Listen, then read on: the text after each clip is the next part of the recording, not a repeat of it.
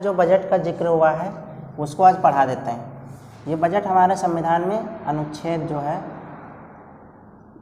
112 से अनुच्छेद 117 तक इसकी चर्चा है। ठीक है, साथ में सब लोग रिपीट करेंगे जितना हम बोलेंगे, और अभी नहीं लिखना है, इसको लास्ट में लिखना है। अभी जितना हम बताएंगे उसको पहले ध्यान से सुनो। ठीक है, बजट का जिक्र या बजट की चर्चा संविधान के किस अनुच्छेद में है?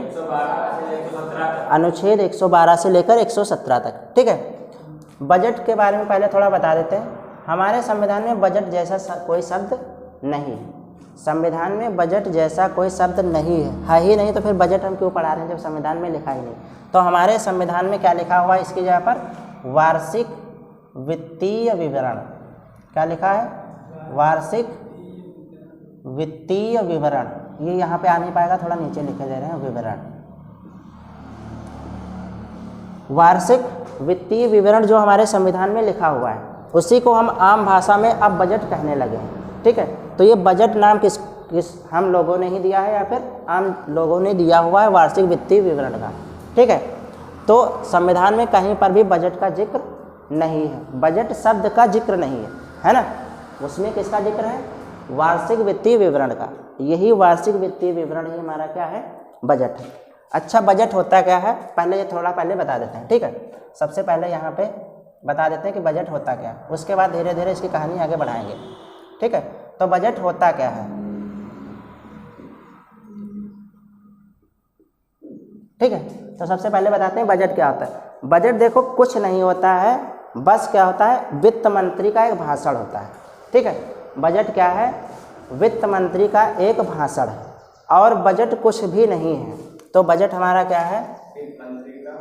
वित्त मंत्री का भाषण है।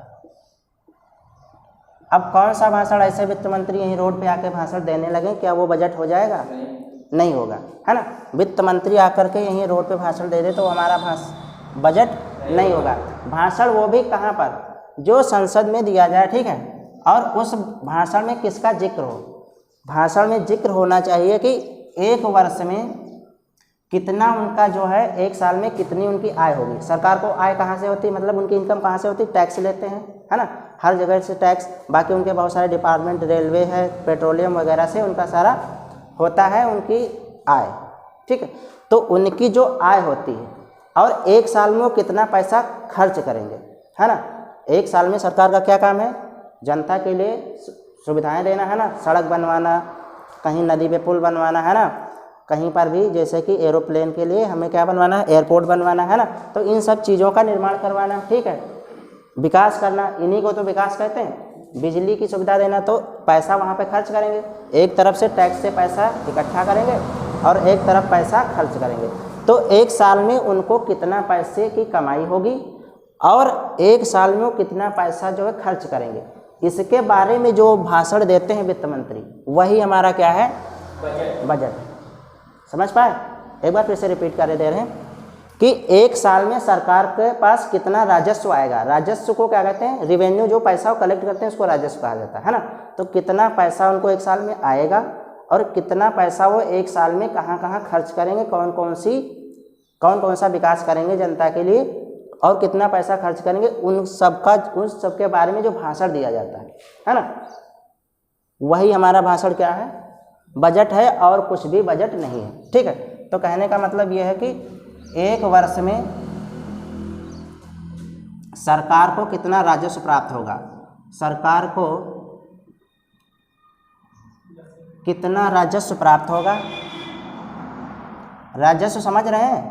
इन राजस्व को प्राप्तियां भी लिखकर आता है। ठीक है, प्राप्तियां मतलब कितना प्राप्त हो रहा है। तो ये एक क्या कहा जाता है? इकोनॉमिक्स का शब्द है। ठीक है, इकोनॉमिक्स का टर्म है प्राप्तियां। तो प्राप्तियां को ही राजस्व कहते हैं। कहीं कहीं पर प्राप्तियां लिखकर आएगा। तो एक साल में उनको कितना प्राप्तियां हो रही हैं, कितना राजस्व मिल रहा है, कितना राजस्व मिल रहा है, तथा कितना जो है वो खर्च करेंगे। खर्च को क्या करेंगे? व्यय। ठीक है, कितना खर्च करेंगे, इसके बारे में जो भाषण होगा वही भाषण हमारा क्या होगा? बजट होगा। समझ पाए? एक साल में कितना सरकार जो है कमा पाएगी और कितना खर्च करेगी। हर साल बजट होता है। अभी हमारा संसद का बजट सत्र चल रहा था, अभी निर्मला सीतारमण ने हमारा बजट प्रस्तुत किया था, है ना। तो वही हमारा बजट होता है, उसके अलावा बजट कुछ भी नहीं है, ठीक है। बजट इसके अलावा कुछ नहीं, ये नहीं कि बजट आ गया तो सरकार के पास पैसा आ गया, वो पैसा नहीं होता है, ठीक है। बजट ये इतना समझ में आया। ये जो बजट पेश किया जाता है, ये जो बजट पेश किया जाता है, भाषण जो देते हैं वित्त मंत्री, है ना, तो इसी भाषण को, इस बजट को एक दूसरी भाषा में आम बजट या फिर संघीय बजट कहते हैं। आम बजट या फिर और क्या कहते हैं, संघीय बजट। संघीय बजट मतलब संघ की सरकार का बजट होता है। ऐसे हर एक राज्य सरकार भी अलग अलग बजट प्रस्तुत करती है हर साल, तो राज्य का बजट होता है। लेकिन ये जो बजट पेश होता है इसको क्या कहते हैं, संघीय बजट या फिर आम बजट, है ना। प्रत्येक वर्ष ही आम बजट पेश किया जाता है। कौन से सत्र में बताइए। संसद का बजट सत्र होता है, साल में 3 बैठकें होती हैं, 3 सत्र होते हैं संसद के, बजट सत्र, मानसून सत्र और शीतकालीन सत्र। तो जो बजट सत्र हर साल इसीलिए उसका नाम बजट सत्र रख दिया गया, क्योंकि उसी सत्र में हर साल बजट पेश होता है, ठीक है। तो इस बजट को क्या कहते हैं, संघीय बजट या फिर आम बजट कहते हैं। यहाँ तक क्लियर। आगे चलते हैं, थोड़ा इसके बारे में और बताते हैं। अच्छा, ये हो गया, ठीक है। अब ये हो बजट भाषण वित्त मंत्री देते हैं, ठीक है। लेकिन ये बजट को पेश कौन करता है, इसके पास संविधान में क्या लिखा हुआ है। संविधान में ये है कि बजट को राष्ट्रपति पेश करेंगे। संविधान में क्या लिखा हुआ है, बजट को राष्ट्रपति पेश करेंगे। लेकिन कभी आप लोगों ने ऐसा नहीं देखा होगा कि राष्ट्रपति पेश करें, है ना।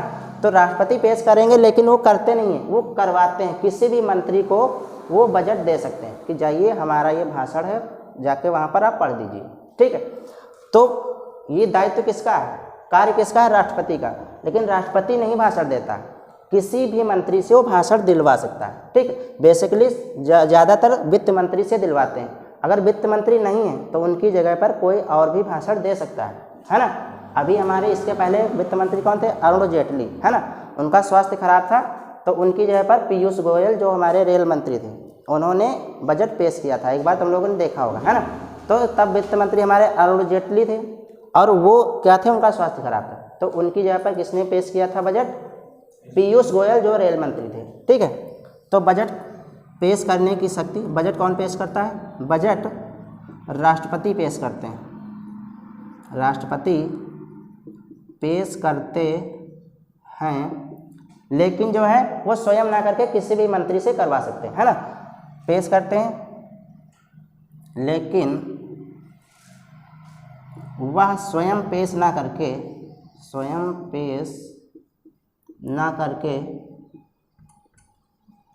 किसी भी मंत्री से पेश करवा सकते हैं, किसी भी मंत्री से पेश करवा सकते हैं। लेकिन सामान्यतः किससे करवाते हैं, ज़्यादातर जो वित्त मंत्री से ही पेश करवाते हैं, है ना। सामान्यतः वित्त मंत्री से पेश करवाते हैं, वित्त मंत्री से करवाते हैं। यहाँ तक ये क्लियर हुआ कि बजट होता क्या है और बजट कौन पेश करता है, ठीक है। बजट कौन पेश करता है और कौन करवाता है, यहाँ तक क्लियर हुआ। अब देखो, बजट 2 तरीके से, बजट से क्वेश्चन कैसे पूछे जाते हैं। बजट से 3 तरीके से क्वेश्चन पूछे जाते हैं। एक तो क्वेश्चन हमारा संविधान से संबंधित है ना। संविधान से संबंधित बजट से क्वेश्चन अलग आता है। एक बजट का टॉपिक अलग हो जाता है जो अर्थशास्त्र में होता है ना। ये कहाँ पर होता है, इकोनॉमिक में अलग आता है, ठीक है। इकोनॉमिक्स में बजट के लिए अलग से क्वेश्चन आते हैं, और एक बजट से क्वेश्चन आता है करंट अफेयर्स से, जो हर साल बजट पेश किया जाता है वहाँ से, है ना। तो एक क्वेश्चन कहाँ से आता है, करंट अफेयर्स से। तो बजट का यहाँ पर जो हम लोग पढ़ेंगे वो सिर्फ संविधान वाला पढ़ेंगे, ठीक है। हमारी क्लासेस के संविधान की, बाकी बजट और भी होते हैं, वो इकोनॉमिक्स की नज़र से वो अलग होते हैं, उनको इकोनॉमिक्स की क्लास में बताया जाएगा। और ये जो करंट अफेयर में पूछा जाता है वो हर साल जो पेश होता है करंट अफेयर से।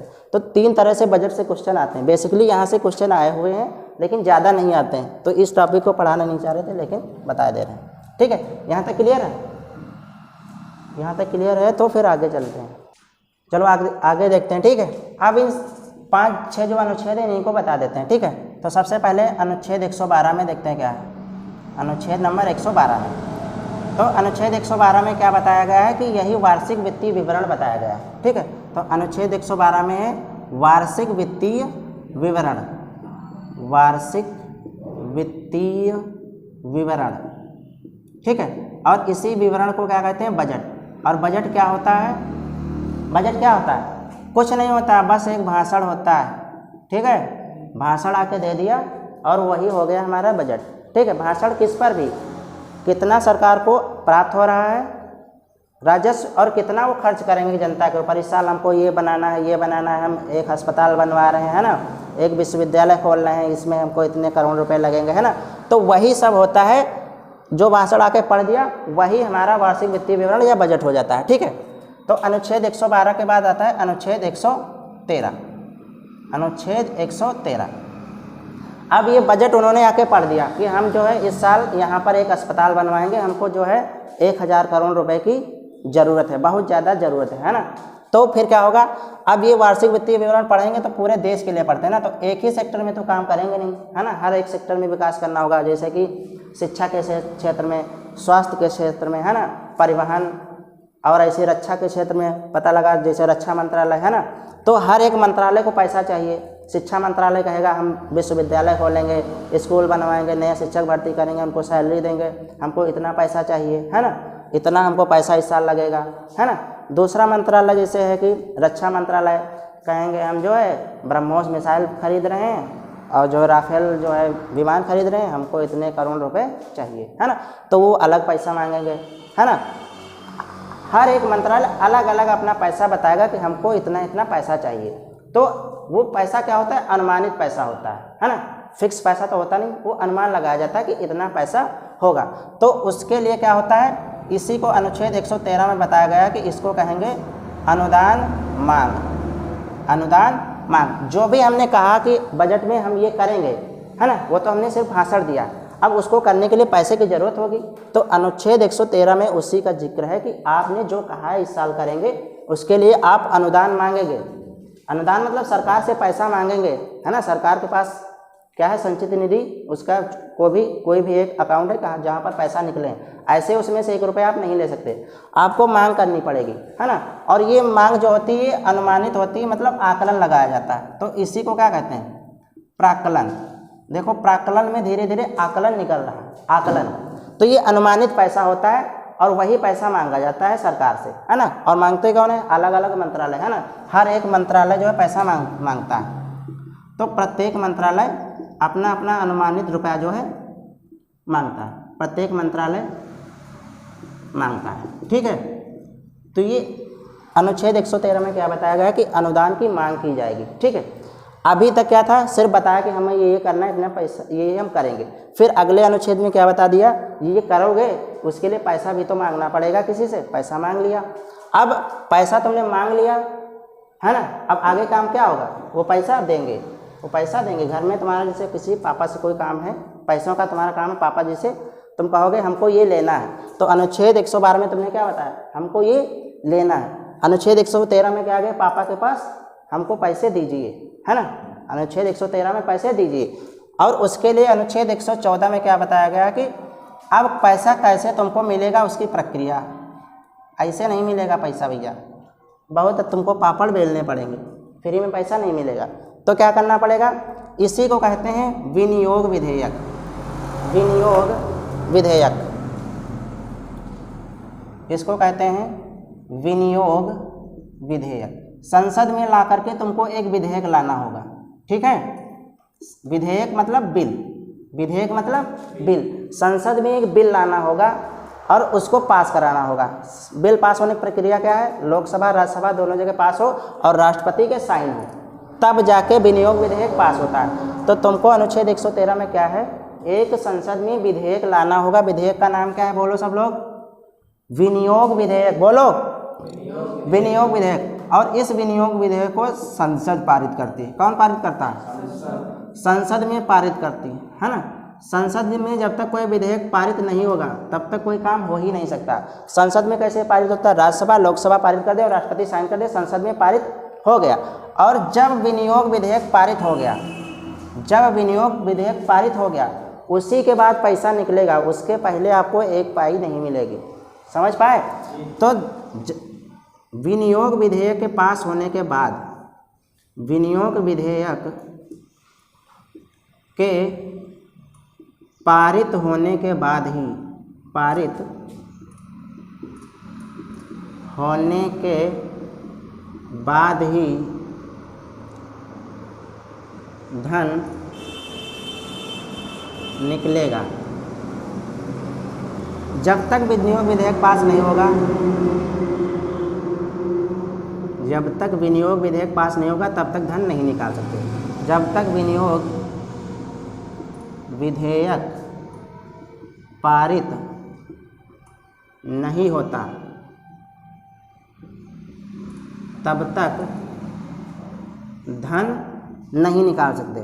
कहाँ से? सरकार के खाते से तब तक धन नहीं निकाल सकते, है ना। सरकार का एक संचित निधि होती है ना, उसी में से पैसा निकलता है, बहुत बड़ा उसका खजाना है, तब तक धन नहीं निकाल सकते। ठीक है, जब तक विनियोग विधेयक पारित नहीं होगा तब तक आपको एक पैसा नहीं मिलेगा, है ना। और इसीलिए देखो, जब तक धन विधेयक पारित नहीं होगा तब तक पैसा नहीं निकलेगा। और धन विधेयक, पैसा कब निकलेगा? जब विनियोग विधेयक पारित होगा। और विनियोग विधेयक पारित कौन करेगा? संसद। कौन पारित करेगा? तो इसका मतलब क्या है? पैसा कब निकलेगा? जब संसद चाहेगी। तो इसका मतलब जो हमारा सरकारी खजाना है, संसद उसकी क्या करती है? रक्षा करती है। ये नहीं कि कोई भी आके उसमें से एक नोट निकाल के चला गया, है ना। उसकी रक्षा कौन करता है? संसद। तो अतः संसद को क्या कहते हैं? सरकारी धन का क्या कहते हैं? रक्षक कहते हैं। अतः संसद को क्या कहते हैं? सरकारी धन का, या फिर हमारा जो है देश का जो धन है, संपत्ति है, उसका रक्षक कहते हैं। अतः संसद को देश के धन की, संसद को देश के धन का रक्षक कहते हैं। यही रक्षा करते हैं, है ना। अब कितनी करते हैं ये तो नहीं पता, लेकिन करते यही लोग हैं, है ना। घोटाला भी यही लोग करते हैं। तो संसद क्या करते हैं? देश के धन का क्या है? ये लोग रक्षक है ना। यही लोग रक्षा करते हैं। कब कितना पैसा निकलेगा यही लोग बताएंगे, ठीक है। तो विनियोग विधेयक क्या है? संसद पारित करती है। जब तक विनियोग विधेयक पारित नहीं होगा तब तक धन नहीं निकलेगा, तब तक धन नहीं निकलेगा। और नहीं निकलेगा इसका मतलब क्या है? निकलेगा कब? जब संसद पारित कर देगी, ठीक है। तो अनुच्छेद 114 तक हो गया, समझ में आया? अभी रुक जाओ, अनुच्छेद 115 भी देख लो नीचे। तो विनियोग विधेयक से पैसा कितना निकलेगा? उतना ही पैसा निकलेगा जितना अनुच्छेद 113 में प्राकलन किया गया था। यानी कि जितना आकलन किया गया था कि इतना पैसा चाहिए, हर एक मंत्रालय बताएगा हमको इतना पैसा चाहिए, इतना पैसा चाहिए। तो अनुच्छेद 113 में जो प्राकलन किया गया था हर मंत्रालय की तरफ से, जितना पैसा बताया गया था कि इतना पैसा निकलेगा हमें चाहिए, विनियोग विधेयक से उतना ही पैसा निकलेगा, ना उससे 1 रुपया ज़्यादा ना 1 रुपया कम। समझ पा रहे हो? जितना उसने कह दिया उतना ही निकलेगा, उससे 1 भी रुपया अधिक नहीं मिलेगा। इसको लिख दें, चलो लिख के दे रहे हैं, ठीक है। तो ऐसे लिख लो, विनियोग विधेयक से, लिख लो सब लोग साथ में, विनियोग विधेयक से उतना ही वित्त निकलता है, उतना ही धन निकलेगा जितना प्राकलन किया गया था। मतलब कि जितना आकलन लगाया गया था, जितना प्राकलन किया गया था। ओके, इसके बाद हम अनुच्छेद 115 पे चल रहे हैं। अनुच्छेद 115, अनुच्छेद 115 में तो इसमें देखो क्या है? अनुपूरक अनुदान, अनुपूरक अनुदान, इसी को अतिरिक्त अनुदान भी कहते हैं। अतिरिक्त अनुदान क्या है? अतिरिक्त अनुदान या अनुपूरक अनुदान, इसको बताते हैं। देखो ध्यान से पहले इधर लिख लो, बाद में लिखना, ठीक है। सुनो, देखो क्या कह रहा है? अनुपूरक अनुदान। अनुपूरक अनुदान का मतलब यह है कि मान लो सरकार ने इस साल बजट में कहा कि हमको एक सड़क बनवानी है ना, हमको एक सड़क बनवानी है कहाँ से कहाँ तक, कहाँ से, बहुत लंबी सड़क बनवानी है, यहाँ से मान लो लखनऊ से हमको बनवानी है जम्मू कश्मीर तक, लखनऊ से जम्मू कश्मीर तक, ठीक है। तो इतनी लंबी सड़क बनवाने में तो काफ़ी समय लगेगा, ये तो है नहीं 1-2 महीने में बन जाएगी, सालों लग जाते हैं, है ना। यहाँ एक आदमी को घर बनवाना हो तो 2 साल लगवा देता है एक घर बनवाने में।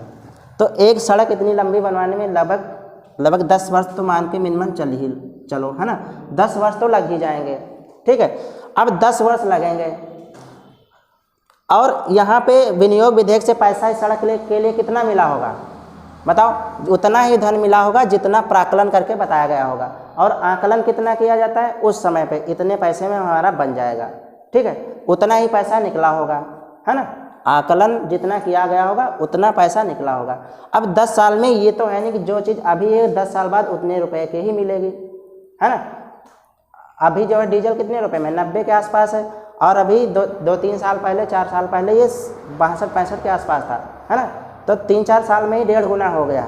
तो वैसे ही आज जो डीजल है 10 साल बाद कुछ और होगा। तो हर एक चीज़ पे महंगाई आएगी तो पैसा और एक्स्ट्रा जो है लगेगा, और उस हिसाब से जितना पैसा निकला था हो सकता है वो पैसा कम पड़ जाए, है ना।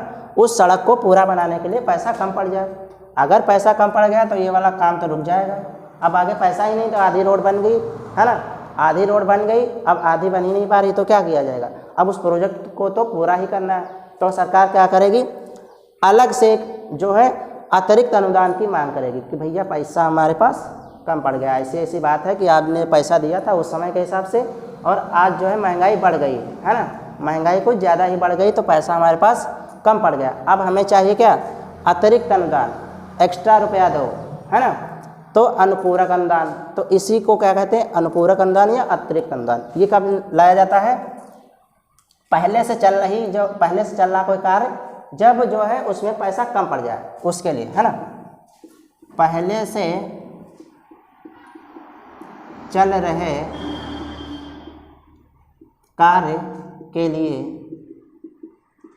जब धन कम पड़ जाए तो क्या होता है, अतिरिक्त उनको धन चाहिए, उसी धन को मांगने के लिए ये जो है अनुपूरक अनुदान मांगा जाता है ना। तो एक्स्ट्रा धन की मांग करते हैं, तो एक्स्ट्रा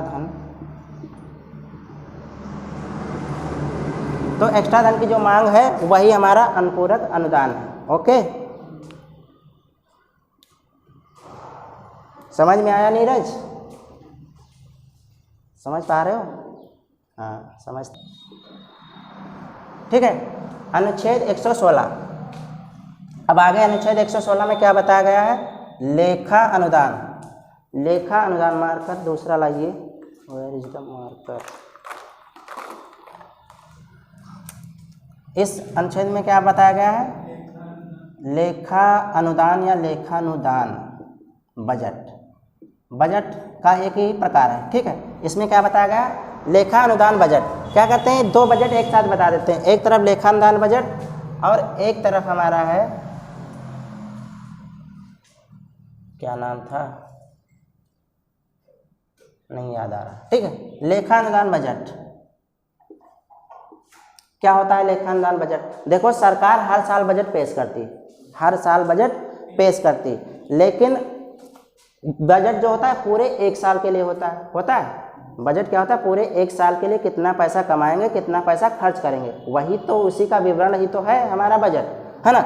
लेकिन एक ये दूसरे प्रकार का बजट है, इसमें क्या है कि एक ऐसा साल भी आता है जब उस सरकार पूरे साल शासन नहीं करेगी। कौन सा साल, जब चुनाव होता है ना। बाई चांस अभी चुनाव होने वाला है तो वो 1 साल का पूरा विवरण थोड़े ना दे देंगे कि 1 साल में हम इतना कमाएंगे, इतना खर्च करेंगे। क्या भरोसा तुम्हारी अगली बार सरकार बने कि ना बने, है ना। तो अगर सरकार बन रही है तब तो ठीक है, नहीं बन रही तो अगर सरकार बन रही तो भी ठीक, नहीं बन रही तो भी ठीक। जिस साल चुनाव होगा उस साल तुमको ये वाला बजट लाना पड़ेगा, है ना। कौन सा, लेखा अनुदान बजट। तो इसमें क्या होता है, ऐसे लिख लो, जिस वर्ष चुनाव होता है उस वर्ष लाया था, जिस वर्ष चुनाव होता है उस वर्ष लाया जाता है,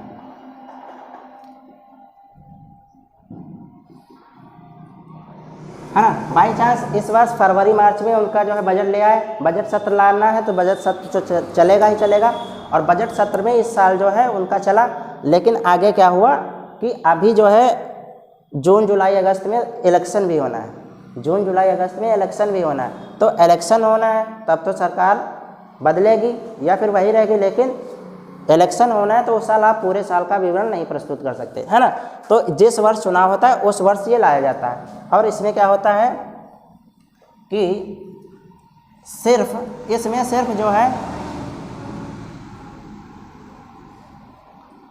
व्यय की चर्चा होती है।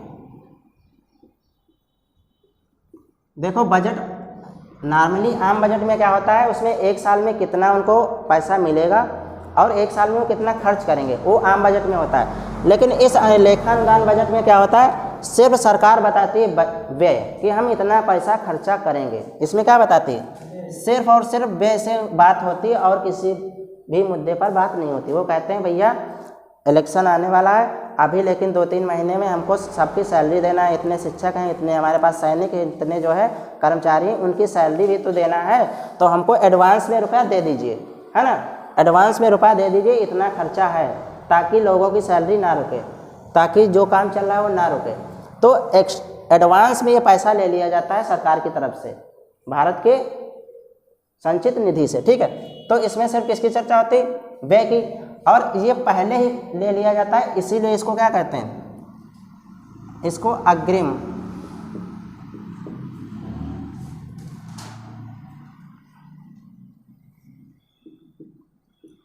अनुदान कहते हैं। इसको क्या कहते हैं, अग्रिम अनुदान या एडवांस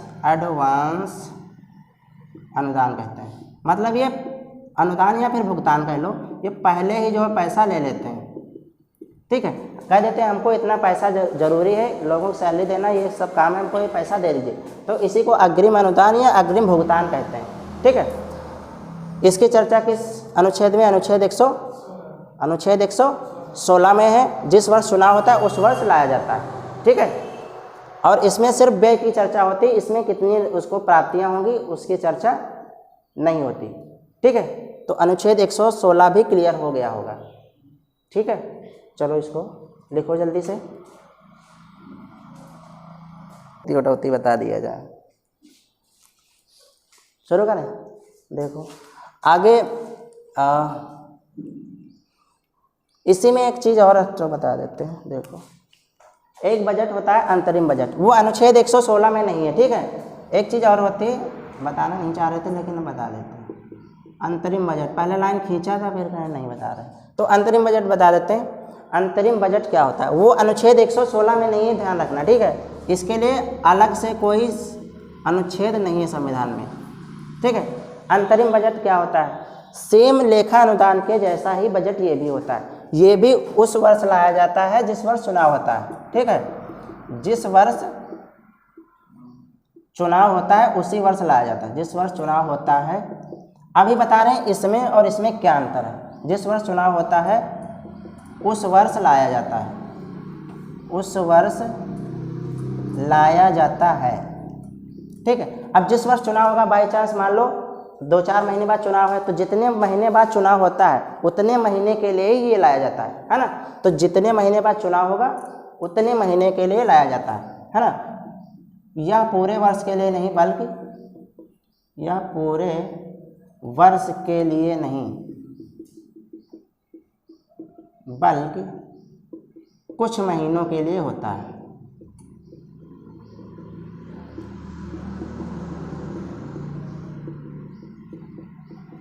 ये वाला भी देखो पूरे वर्ष के लिए नहीं, कुछ महीने के लिए लाया जाता था।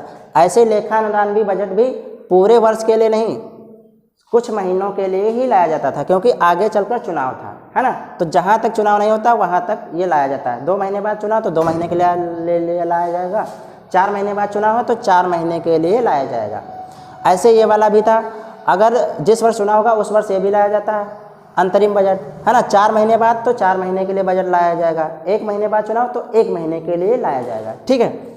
इसमें भी क्या होती है, इसमें देखो बेसिक अंतर अब बताने जा रहे हैं। इस लेखा अनुदान बजट में सिर्फ किसकी चर्चा होती है, व्यय की, और इसमें क्या होता है, राजस्व और व्यय दोनों की चर्चा होती है। राजस्व प्लस व्यय दोनों की चर्चा होती है तो वो क्या हो जाता है, अंतरिम बजट।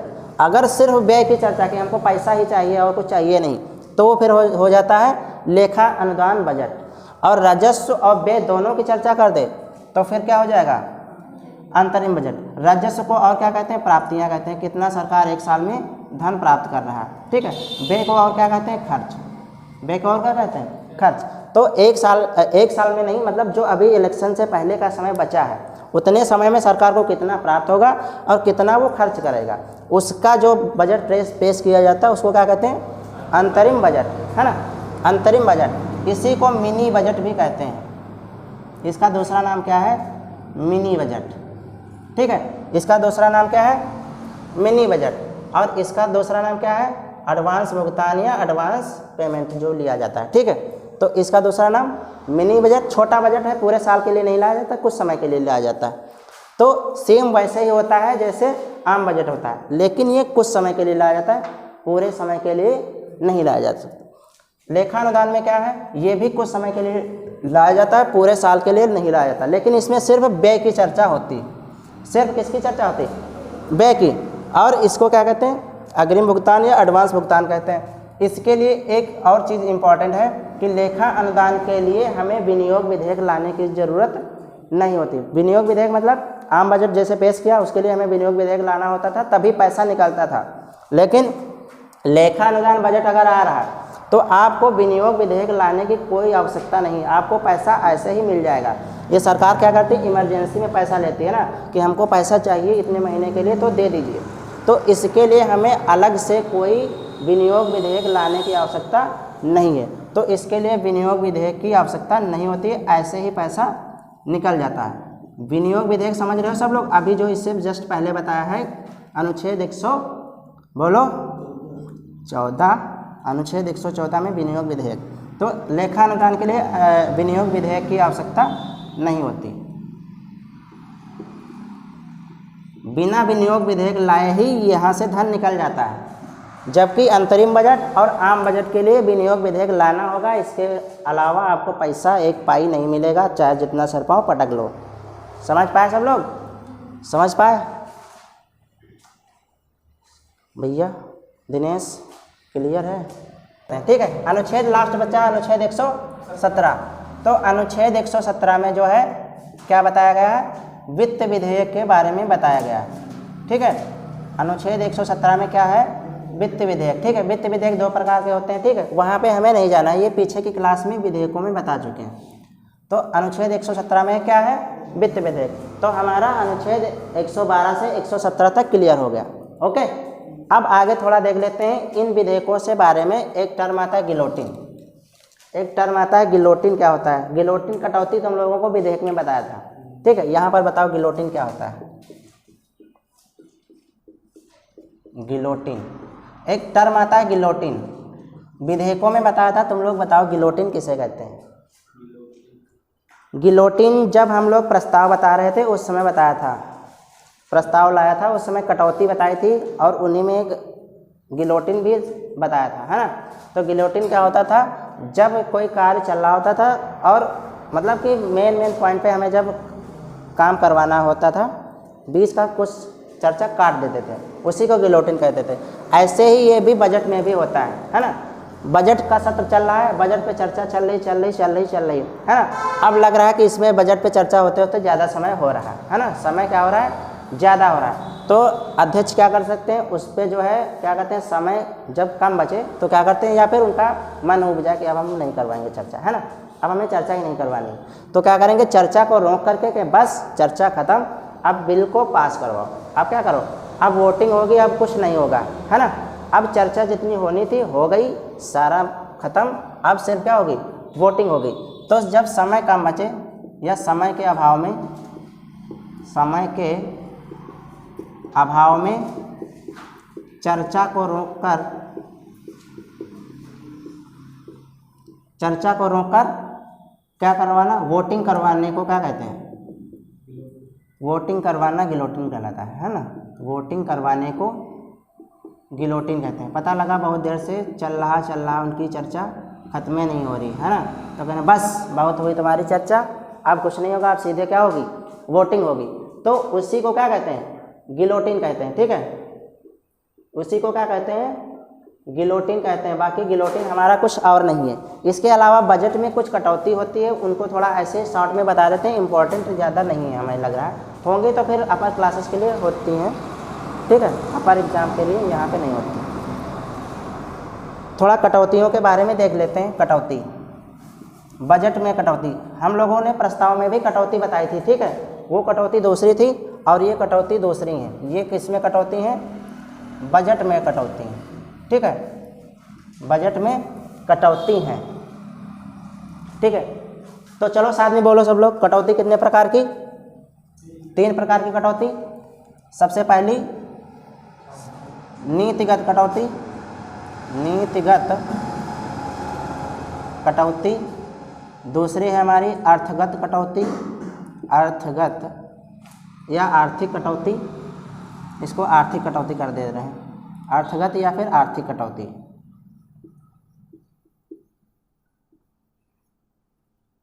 तीसरी होती है हमारी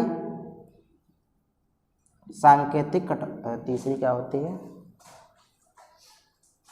सांकेतिक कटौती। ठीक है, तीसरी होती है सांकेतिक कटौती।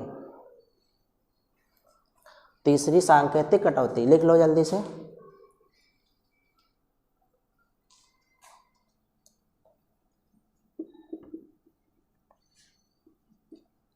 सांकेतिक कटौती क्या होती है, कटौती चलो बता ही देते हैं इनके बारे में, थोड़ा थोड़ा, ज़्यादा इंपॉर्टेंट नहीं है लेकिन बता दे रहे हैं। ठीक है, नीतिगत कटौती, देखो क्या होता है, सरकार एक लेकर आई बजट। ठीक है, उन्होंने कहा हमको इतना इतना इतना पैसा चाहिए। ठीक है, उनके मंत्रालयों ने कहा कि हमें इतना प्राकलन प्राकलन भी कर लिया कि हमको इस काम के लिए इतना पैसा चाहिए, है ना। लेकिन विपक्ष में बैठे लोग या कुछ अन्य लोग, है ना, संसद के अन्य लोग, उनको लगा कि ये तो मंत्रालय बेवकूफ़ बना रहा है, इतना पैसा चाहिए भी नहीं, बेवकूफ़ बना रहा है, पैसा निकलवा ले रहा है सरकार से, है ना, पैसा बेफालतू में ही निकलवा ले रहा है और इतना पैसा चाहिए ही नहीं। तो क्या करते हैं, वो नीतिगत कटौती प्रस्ताव लाते हैं और अगर ये पास हो गया तो फिर क्या करते हैं, तुमको 1 रुपया मिलेगा, सिर्फ कितना मिलेगा, 1 रुपया। जो भी तुमको रुपया मिल रहा था कुछ, वो सब खत्म, अब वो रुपया नहीं मिलेगा, सिर्फ कितना मिलेगा, 1 रुपया। तो ये वाला प्रस्ताव कब लाया जाता है, जब ये जो तुम हम बजट लेकर आए हो, है ना, तो बजट को अस्वीकार करने के लिए, बजट को अस्वीकार करने के लिए नीतिगत कटौती क्यों की जाती, जो बजट तुमने प्रस्तुत किया, हमको इतना चाहिए पैसा, है ना, बता दिया हमको चाहिए 1500 करोड़, है ना, और रुपया लग रहा है उसमें मात्र 2 करोड़, तो सरकार कहेगी तुम बेवकूफ़ बना रहे हो, तो इसको कटौती कर लिया। कब करता है, जब तुम्हारा बजट ही अस्वीकार कर दिया। अब तुम्हारा बजट ही अस्वीकार कर दिया, उसने स्वीकार ही नहीं किया, है ना, और तब तुमको कितना रुपया मिलेगा, मात्र 1 रुपया मिलता है। कितना मिलता है, 1 रुपया। हंसी आती है, मात्र 1 रुपया मिलेगा, इससे ज़्यादा रुपया नहीं मिलेगा कि 1 रुपया लो चलो टॉफ़ी खा लेना जाके। ठीक है, बहुत हुआ अत्याचार, अब की बार तुम्हारी ये ऐसी तैसी, है ना। तो वही कह देते हैं कि आप तुम जाओ 1 रुपया लो अपना टॉफ़ी खाओ जाके, इससे ज़्यादा तुमको पैसा नहीं मिलेगा। आर्थिक कटौती क्या होती है, ये वाला थोड़ा सही है, ये वाला थोड़ा सही है। इसमें क्या है, बजट को अस्वीकार नहीं किया जाता। जो भी तुमने बजट पेश किया उनको लगता है कि यार तुम थोड़ा पैसा ज़्यादा ले रहे हो, है ना, थोड़ा पैसा ज़्यादा की मांग कर रहे हो लेकिन इतना नहीं लगेगा, तो क्या करते हैं, जितना भी पैसा तुम बता रहे थे उससे कुछ कम कर देते हैं और बाद में दे देते हैं। ठीक है, तो जितना पैसा मांग रहे थे उससे थोड़ा कम, जितना धन मांग रहे थे उसमें कुछ कटौती कर लेते हैं और बाकी जो बचा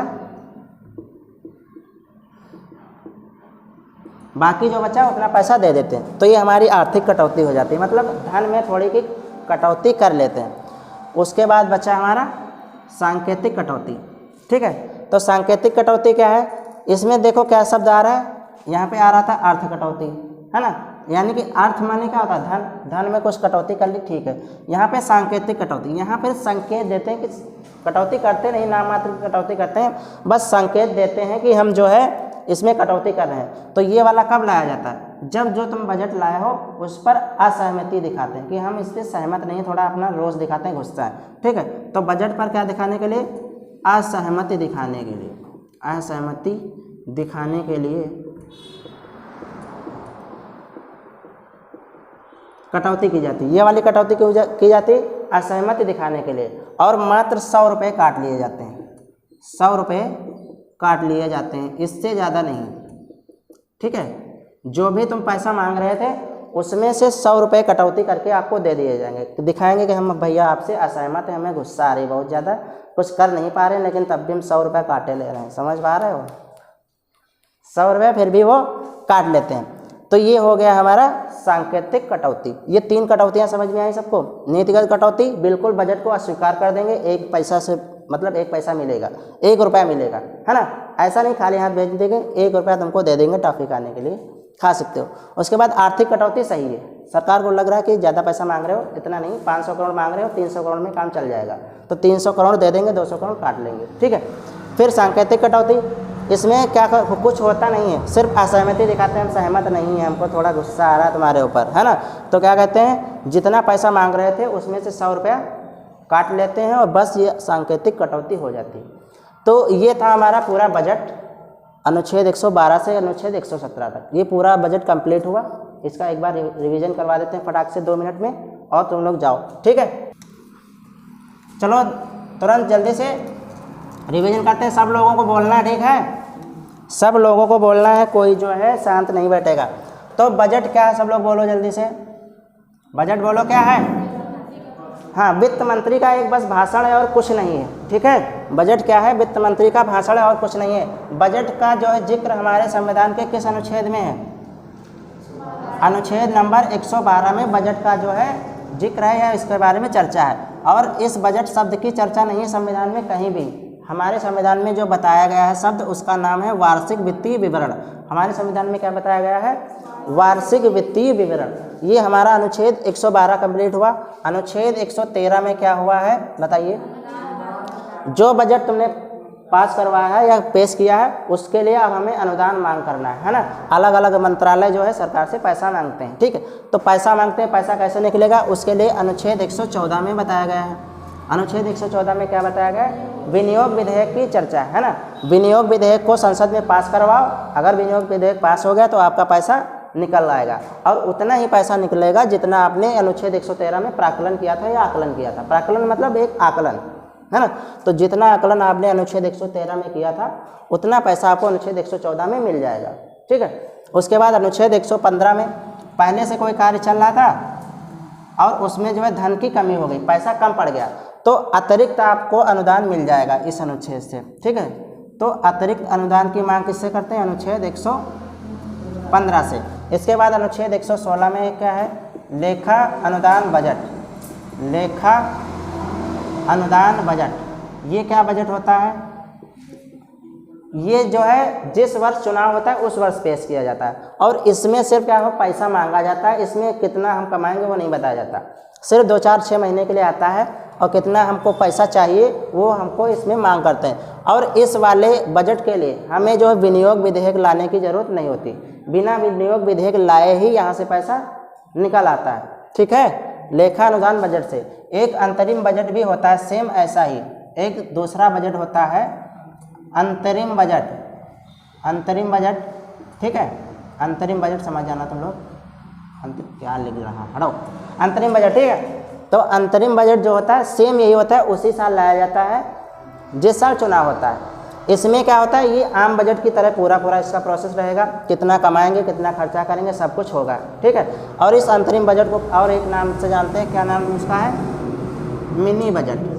मिनी बजट, ठीक है। इसके बाद अनुच्छेद 117 में क्या है, वित्त विधेयक के बारे में बताया गया है। ठीक है, तो अनुच्छेद 112 से 117 हो गया। कटौतियाँ 1 मिनट में बता देते हैं जल्दी से। 3 तरह की कटौती होती है। ये कटौती एक बार पूछी गई थी बिहार में। ठीक है, ये पूछा गया था, ऐसी कटौती बताइए जिस क्वेश्चन क्लियर नहीं है हमें। ये पूछा गया था कि जिस कटौती में सिर्फ 1 रुपया दिया जाता है अनुदान के रूप में, उस कटौती का नाम पूछा गया था। तो वो कटौती कौन थी सी, नीतिगत कटौती। ठीक है, पूरा वित्त आपका धन ले लिया जाता है, कुछ नहीं दिया जाता, सिर्फ 1 रुपया दिया जाता है, तो वाली कटौती कौन सी होती, नीतिगत कटौती। इसके बाद आर्थिक कटौती में क्या होता है, जो भी रुपया आप मांग रहे हैं पूरा नहीं, थोड़ा उसमें कुछ कम करके दिया जाता है, कुछ काट लिया जाता है। और इसके बाद सांकेतिक कटौती, सिर्फ संकेत देने के लिए हम आपके बजट से असहमत हैं, है ना, 100 रुपये ही काट रहे हैं। ओके, तो ये पूरा हमारा था बजट।